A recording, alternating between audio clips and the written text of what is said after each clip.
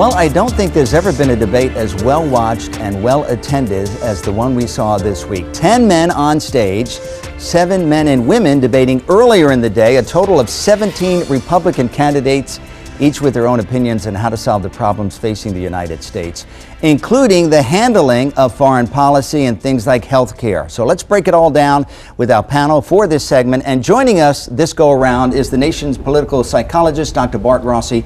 And gentlemen, welcome all of you back for this segment. Thank you, Frank. One of the issues that came up almost right away was immigration.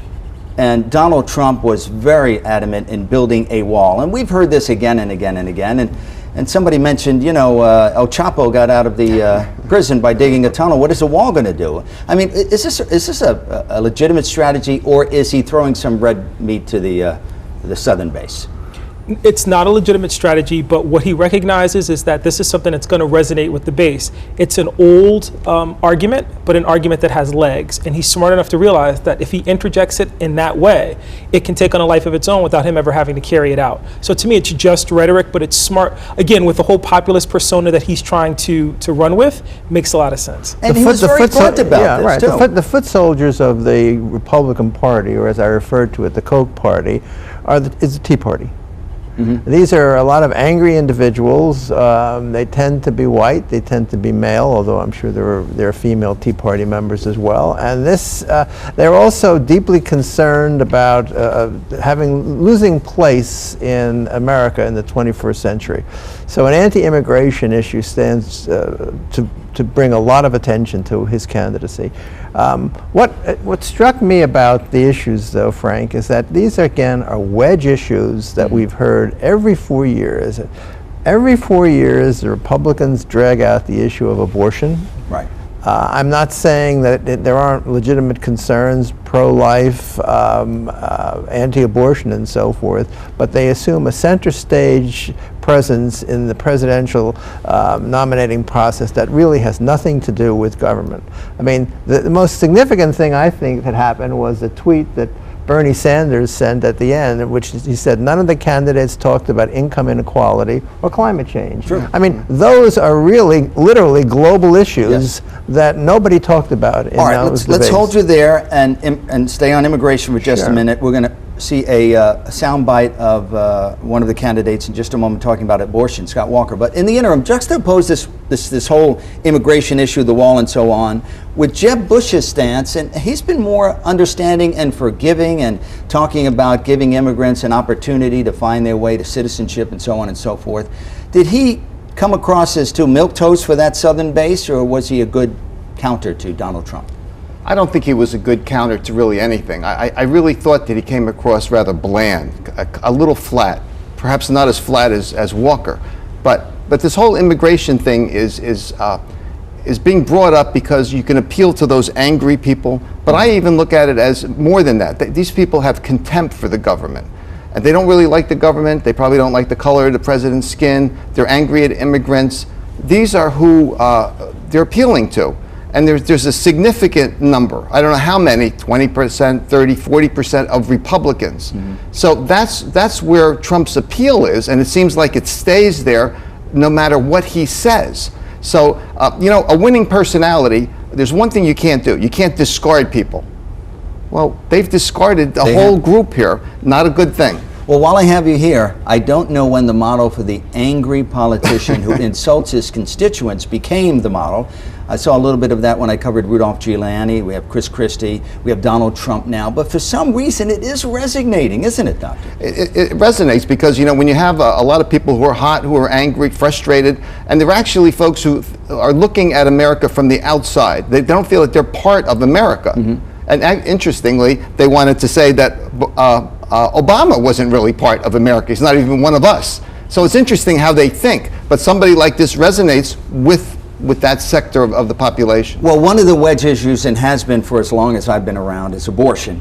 It was settled with Roe v. Wade, but it continues to be chipped away in some states. This is what Governor Scott Walker of Wisconsin had to say during that debate. Well, I'm pro-life. I've always been pro-life. And I've got a position I think is consistent with many Americans out there in that in that I believe that that is an unborn child that's in need of protection out there. And I've said many a time that that unborn child can be protected, and there are many other alternatives that will also protect the life of that mother. That's been consistently proven. Unlike Hillary Clinton, who has a radical position in terms of support for Planned Parenthood. I defunded Planned Parenthood more than 4 years ago, long before any of these videos came out. I've got a position that's in line with everyday America. Yohuru, were you not surprised that that was brought up, the issue of abortion? I wasn't surprised. And I also wasn't surprised by Scott Walker's answer, but again, I believe he did himself a disservice. He was smart to link it to Planned Parenthood because of the current controversy, but let's be clear. Most Republicans provide an exception for the case of rape. A flat statement like that in support of non-support of abortion is going to be problematic for a base that, even though it's pro-life, has those exceptions built in. So Scott Walker here staked out a position he's going to either have to retreat from or moderate going forward. You're right when you say you're locked in. The Republicans have a serious problem when it comes to the women's vote in November 2016. I mean, look what's happened in the last week. They have taken a strong position to defund Planned Parenthood. They have taken a strong position on women's rights generally and on abortion. So I think they and you have Donald Trump insulting women exactly as well. Right. I mean, the comments that he made are not limited to Rosie O'Donnell and attacking one of the moderators of the respected journalists of the actual debate. I don't think this is going to play well with women. That played very much into Hillary Clinton's campaign. I think so. I mean, this is another example of extremism within the Republican Party. I mean, I think you had case that you probably looks like a real moderate in many respects. They seem like they want to go down this road of extremism to appeal to those right-wingers in the party. They have to get that base in order to get the nomination. So whether it's immigration or abortion, they want to take the most bizarre, the most extreme approach, get these people on board. Then they're probably thinking they might moderate a little bit during the election, but that's not going to work. As we're saying here, it's just not going to happen. And especially I think when you go on record in a debate saying something like, now, some of the people were watching, of course, for the fights. I mean, you know, it's entertainment. You said it at the top of the show. And we had a scuffle, verbal scuffle between Chris Christie and Senator Rand. We're going to take a look at that in just a moment. But this is another example where, you know, there's anger out there, and it really showed. Let's take a look at this clip right now.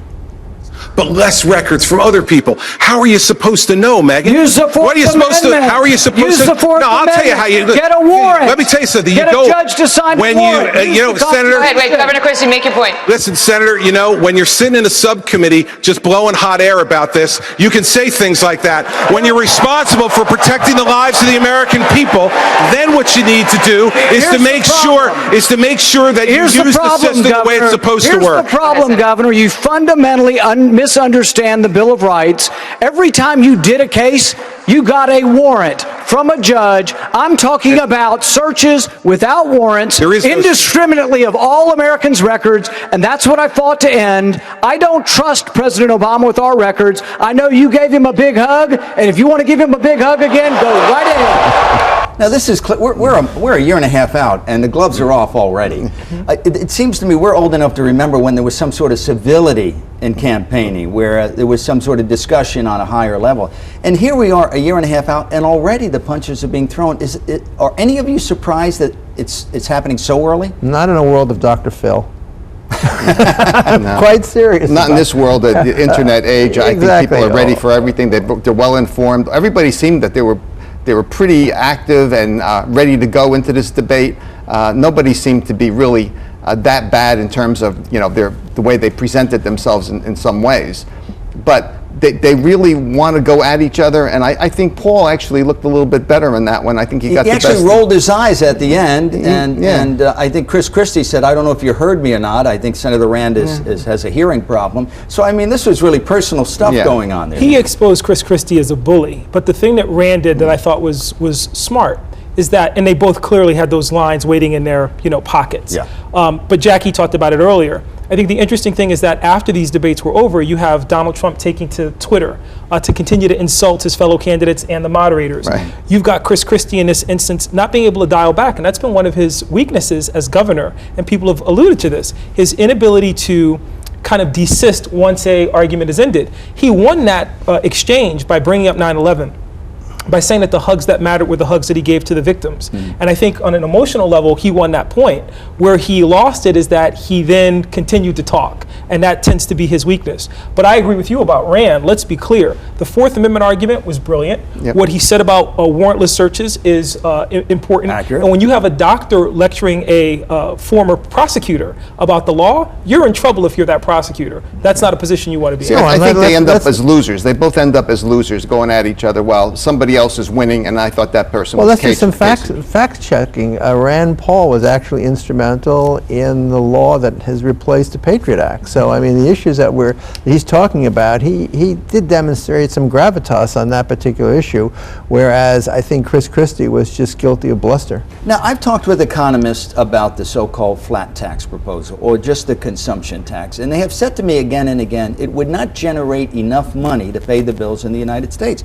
But this was an example, and several of the candidates said this: let's reform the tax system, let's make it a flat tax, let's make it just an all-consumption tax. The numbers just don't add up. But again, was this just red meat to throw out to the base? Of course it is. It's another wedge issue. Steve Forbes was the first to put forward the, remember him when he ran Yes. for president? I don't even remember what year it was, but it was some years back when he put forward the flat tax proposition. So now you have an updated version with Rand Paul articulating the same thing. It's just another wedge issue that gets voters excited and appeals to the base, and it really has a half-life of about 24 hours. Well, but as the far thing as that I'm I concerned. see about this whole tax thing, that it's like Christie when he ran for governor. He made taxes a big issue. It's an emotional issue. It's a psychological issue for everybody, because we're all angry at taxes.